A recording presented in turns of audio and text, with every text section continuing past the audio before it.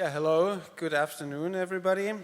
I don't know, as I didn't understand the word, in which kind of profession I was introduced here, so maybe I just explain a little bit where I come from and what I do, and then I give a little talk about the transformation of modern societies, something like this. I'm a sociologist and a social psychologist by profession, and did a lot of work during the last 2 decades in research about mass violence and things like that.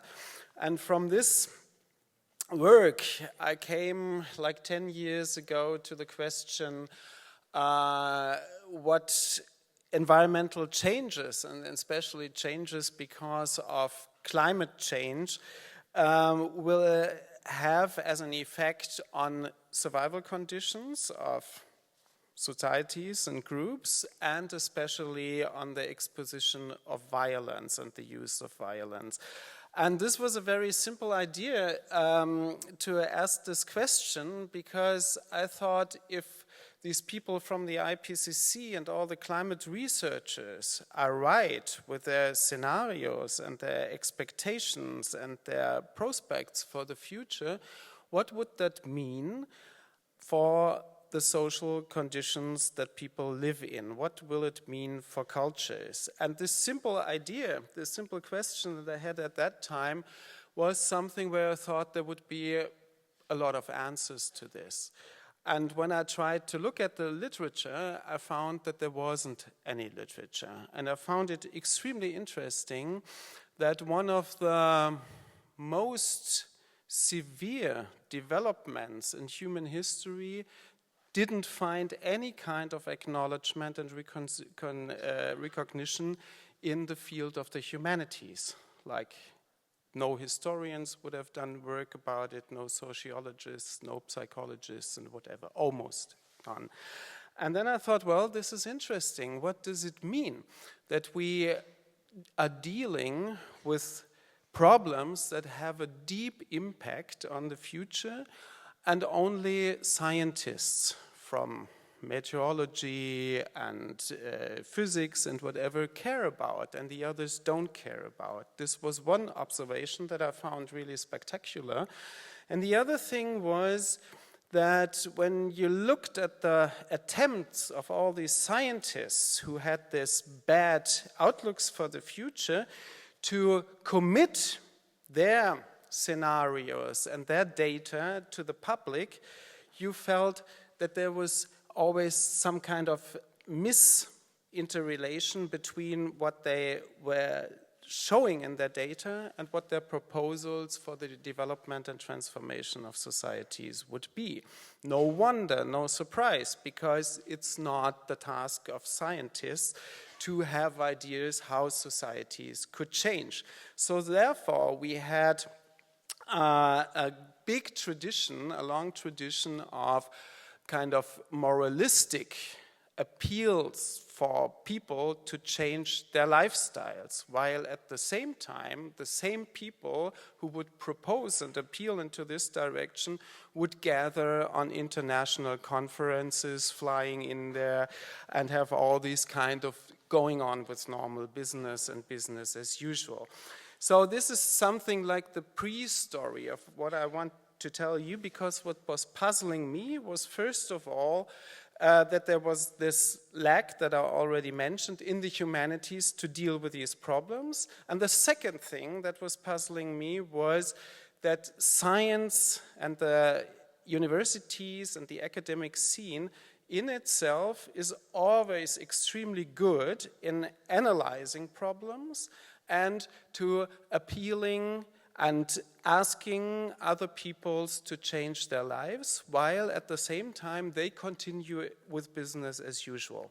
And this is something quite interesting, because, I mean, we at our institute, that was at that time the Kulturwissenschaftliche Institute at Essen, so an advanced study institute in the field of cultural studies and so, we developed, after these observations, a research agenda called Klimakultur. So we made this point kind of strong that there should be humanities engaging in this field of climate research, and especially in the field of climate impact research and so.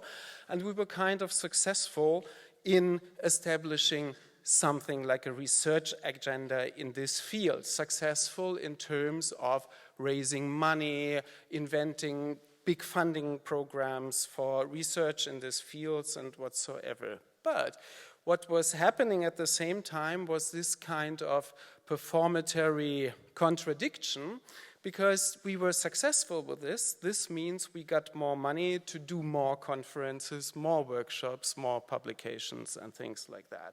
So, and then there was a crucial situation when we had a conference at the Institute, and there was a presentation of somebody who was informing the members of the Institute about the modes of e-publishing, so modern forms of scientific publishing and blah, blah, blah. So there was this lecture, 1 hour or something, and then there was these questions and answers. And at a certain point, it popped up in my mind to say, okay, maybe we are wrong with our modes of publishing, because what we do is producing more papers year after year, in heightening the level of our production, while at the same time, the content of these publications is that societies have to learn to reduce material, energy, effort, and whatever. So why not turn over to a mode that we can call slow publishing? Yeah? Maybe 1 paper a year of the whole institute, or 1 book every 2 years, or something like this. And everybody found this extremely funny, ha ha ha, good joke, and so. And then after they realized that it wasn't a joke, but had some kind of concrete idea, there were, of course, a million of arguments coming up. Like, what is with our doctoral students? They have to publish. I mean, do you want to spoil their careers? What is with the image of our institute? What is with all the funding money we have to get? What is with these rankings, the international rankings? What is with the credit points and whatever? So after 15 minutes, the whole idea was, of course, completely unrealistic, stupid, weird, and everything continued like it was before. And I find this aspect really interesting because it gives some kind of hint why everybody knows in this type of society about the severe future problems exactly these societies face, and at the same time continues with business as usual. And everybody, every group, almost every group in a given society of this type. Why? Why would they do this? Why wouldn't they draw the bridge or the line between their consciousness concerning the problems that are there and their professional and private lifestyles? Why is this the case? To put it more abstract, why is it the case that in societies of our type, modern societies of the Western types, everybody knows since 1972, since the publication of The Limits to Growth by Dennis Meadows and colleagues, that we will see severe problems in the beginning of the 21st century if we continue with growth economy? Everybody knows this, and everybody in this room knows it, and everybody here has drawn some conclusion for his professional work, and also I can imagine for the private lifestyles and so. But the majority, and this means 98% or something of the inhabitants of societies of our type, didn't change their lifestyles, while at the same time they changed very much their consciousness about environmental problems. This is very interesting. If you look at the surveys and the statistics, of course everybody knows something about climate change. These climate skeptics are really a small group, And everybody is totally concerned about environmental problems. While on the other hand, other statistics show us that we have every year a new world record year in the amount of material that is used, in the amount of energy that is used, in the amount of emissions that are produced, and in the amount of garbage that is produced. So we have this heightening in the level of consciousness and the heightening in the level of destructive practices in dealing with the world. And as a social psychologist, this is for me a very interesting point, how these two things go together. And if you think back to the example of our own institute, you have a very instructive example how this goes. Because we have the strange effect that even with people who work professionally in this field, the transfer between their knowledge and their action doesn't work. Not even with climate researchers. This is interesting. So how should it work with ordinary people who are not even concerned with this type of data and so? And the answer is really simple.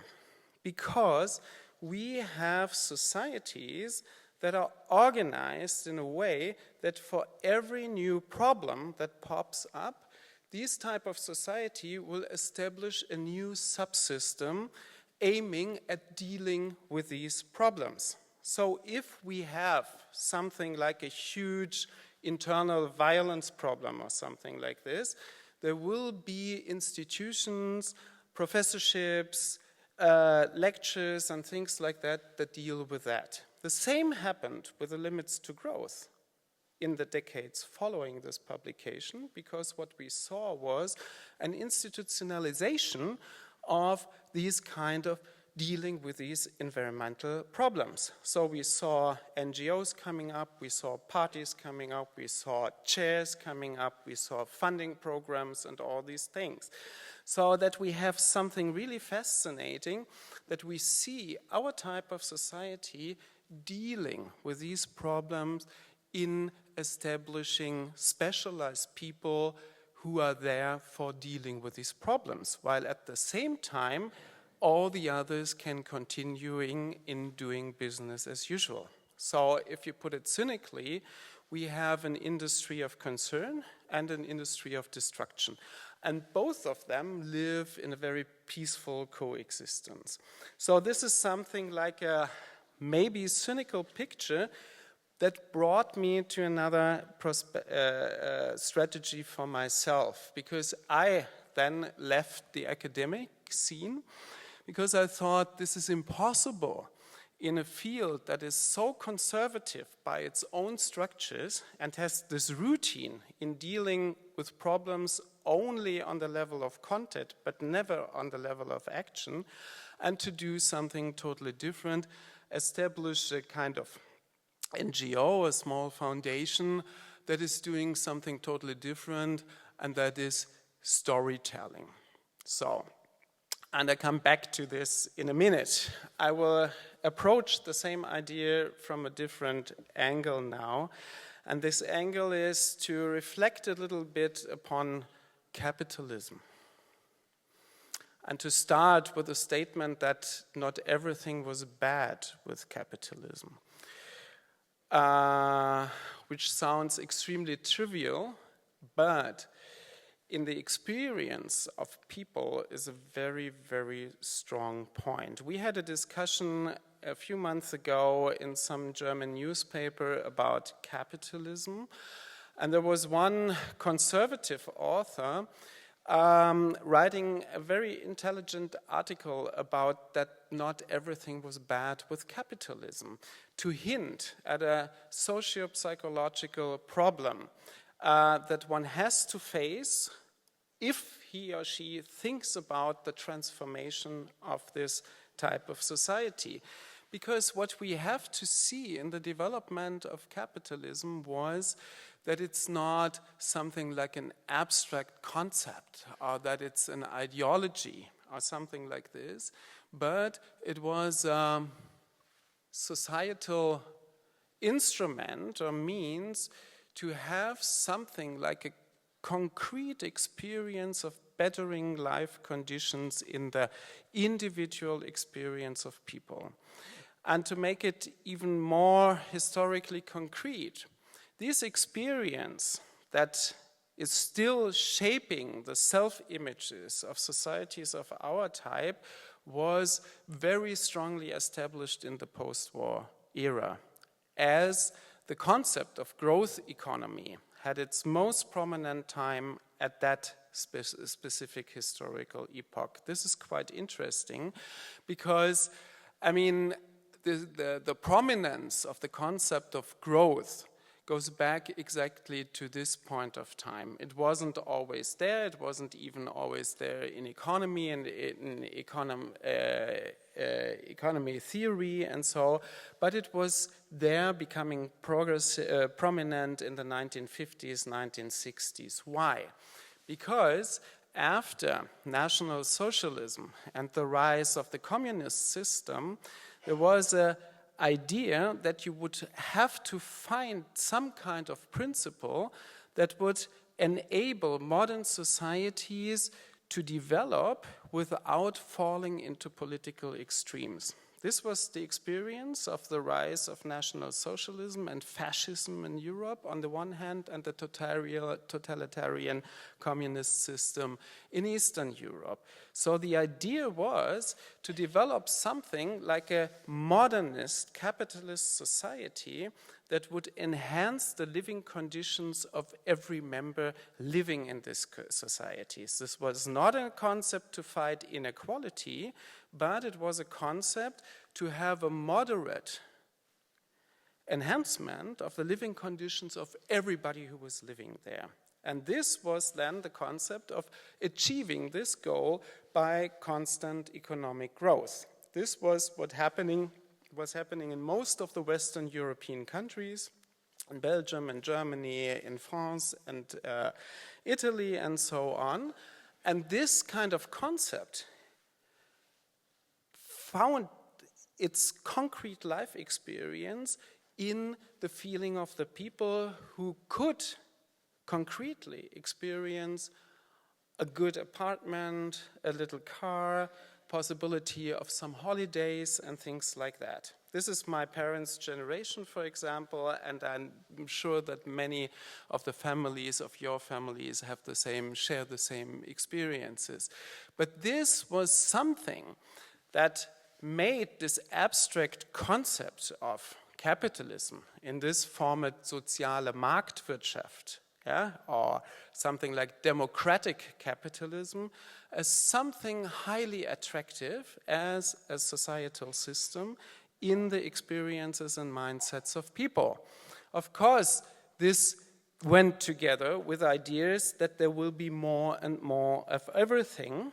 Societal development is always an expansive, quantitative type of development. And what came out of this is what I mentioned a few minutes before, that of course this more and more and more principle continued, while on the other hand the question for what reason and what should have been achieved with this type of growth economy disappeared from the perceptions of the politicians and also from the ordinary people. And I want to come back to this specific point, what was good about capitalism. Because what was good about capitalism was, on the one hand, the enhancement of the living conditions, even also on the material living conditions of people.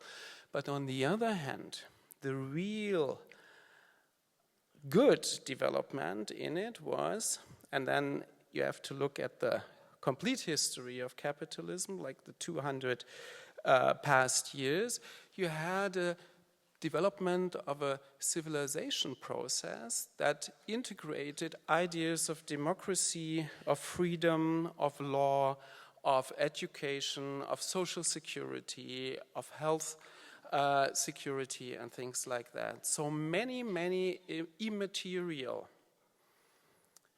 achievements that have been established and have been possible on the basis of this economic principle. So you have two aspects that are really important when we think about transforming modern societies. And I'm sure that each of you is working exactly in these fields of transforming this type of society. And each of you will be confronted with exactly the question, what is the scale? What is the impact on the society that we have? Is there a chance to transform it? And what I want to suggest in this short lecture here is maybe we have to think about the whole problem from a different point of view. Exactly from the point of view of this immaterial civilizatory process that had taken place. Because everyone is profiting from this process, everyone is taking this for granted. I'm sure that everybody here, as me, wants to be member of a democratic society, of a social society, of a free society, things like that. And now we have the problem that this type of modern society gets under extreme stress because of the environmental impacts, the climate change impacts, but also under the impacts of non-democratic societal developments in other parts of the world.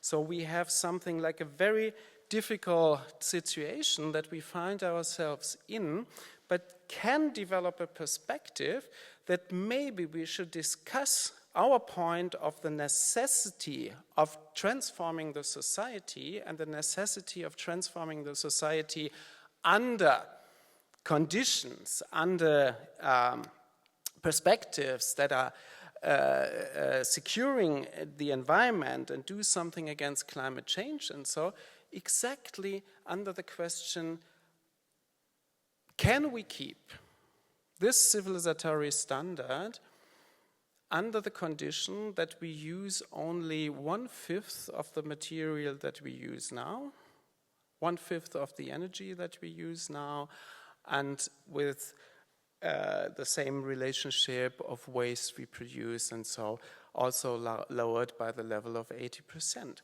So the question is there a chance to transform a modern society, keep the historically established goods, immaterial goods of this type of society while changing the whole economic structure? Because I think this is the task. And what is somehow lacking in the discussion about the transformation of modern societies is exactly this aspect. What is the independent variable that we have to start our perspective with? Is the independent variable climate change, consumerism, biodiversity, something like this? And we do something about this? Or is the independent variable democracy and freedom? Yeah? And what do we have to develop? What kind of political strategies do we have to develop now under the condition of this independent variable? I think this is a very different perspective, although inherently most of you will think in this way anyway. And if you start to discuss with members of NGOs and groups and unions and whatever, everybody would agree immediately. But in the concrete processes, we will much more discuss about ecological problems than about the societal framework for these problems.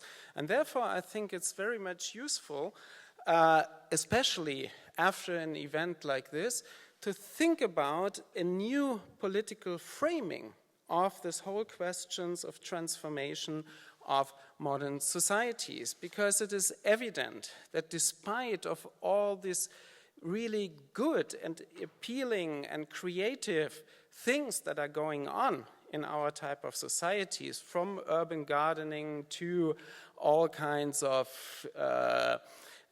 other styles of living, intergenerational housing, whatsoever is there, that these are all activities that are valuable in itself, but become on a societal level valuable if they are to be understood within a political framework. And the great question is, what is this political framework?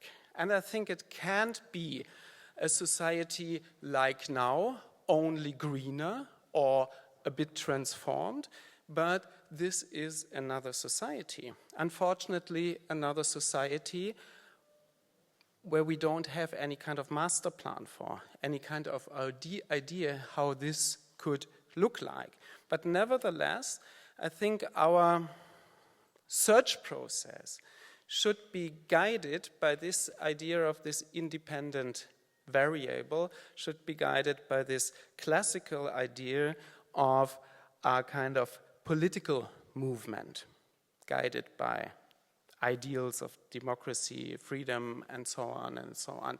Because the crucial question at a certain point is, and I have discussions like this many times, is that you come into this kind of weird ideas that you have to grow economically to achieve something for the environment and things like that.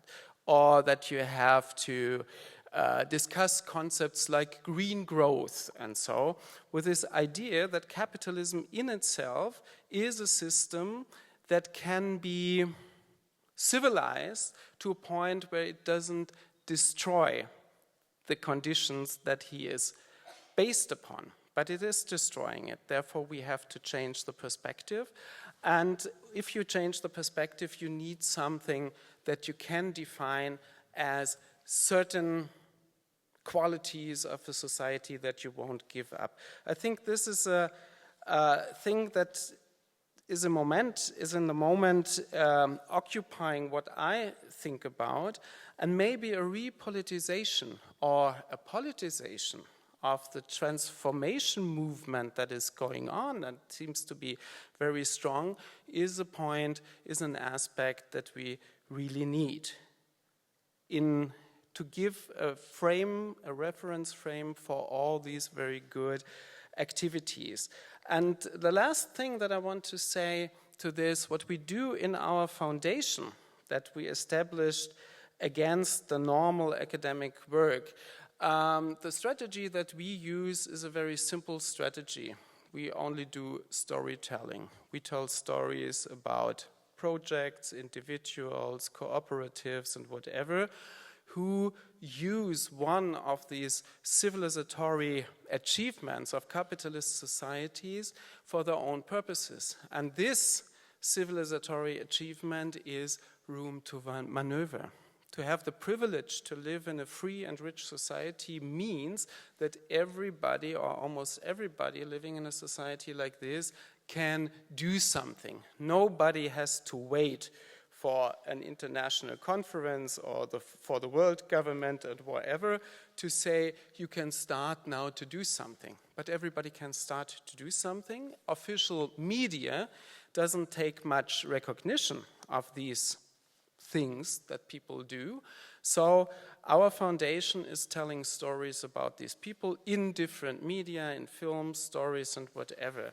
But with the idea that we need something like a counter-narrative to the narrative that this, for a long time, successful type of society is telling about itself.